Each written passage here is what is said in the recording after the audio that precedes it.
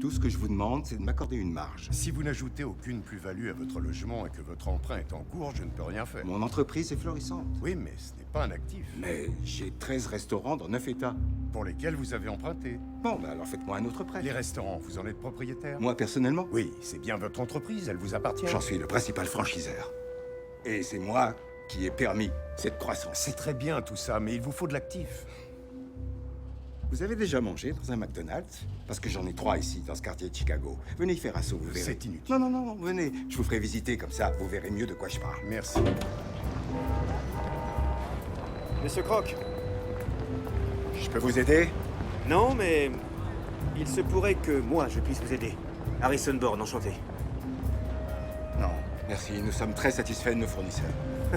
Je ne suis pas vendeur de crème glacée. Alors vous voulez quoi? J'ai surpris votre conversation à la banque. On dirait que vous avez des soucis d'ordre financier? Et si vous vous mêliez de vos affaires? Je suis un grand admirateur de votre entreprise.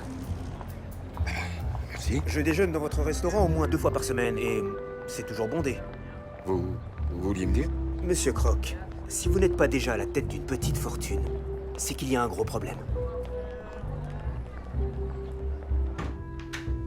John, le livre des comptes, s'il vous plaît. Venez dans mon bureau, Harry.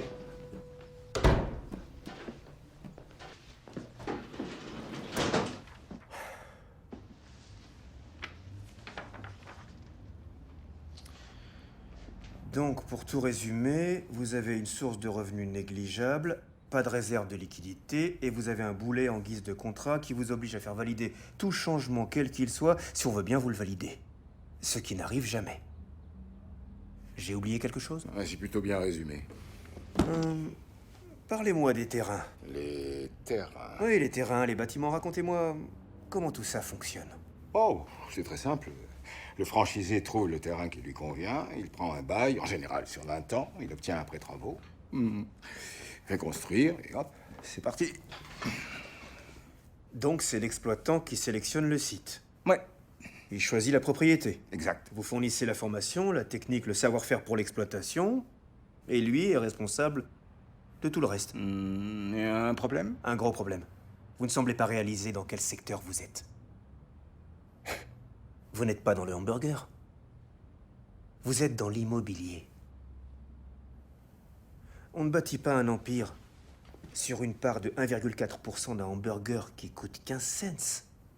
On le bâtit en possédant le terrain sur lequel ce hamburger est fait.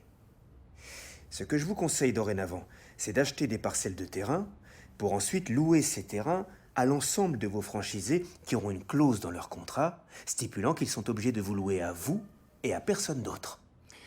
Ça vous garantira 2 choses. D'une, une source de revenus régulière et immédiate, vous encaissez avant même le premier coup de pioche. Et de 2, un capital plus important pour votre expansion, ce qui finira par financer d'autres acquisitions de terrain, ce qui sera favorable à votre expansion, etc., etc. Le terrain. C'est ça qui vous donne accès à l'argent. Et au-delà de ça, au contrôle. Le contrôle sur tous les franchisés. S'ils ne respectent pas les critères de qualité, vous résiliez le bail. Et le contrôle sur Dick et Mac. Résultat des courses, les banques et les franchisés vous mangeront dans la main. Si je me décidais à le faire, les 2 frères seraient... Mais ils seraient forcément... Oui.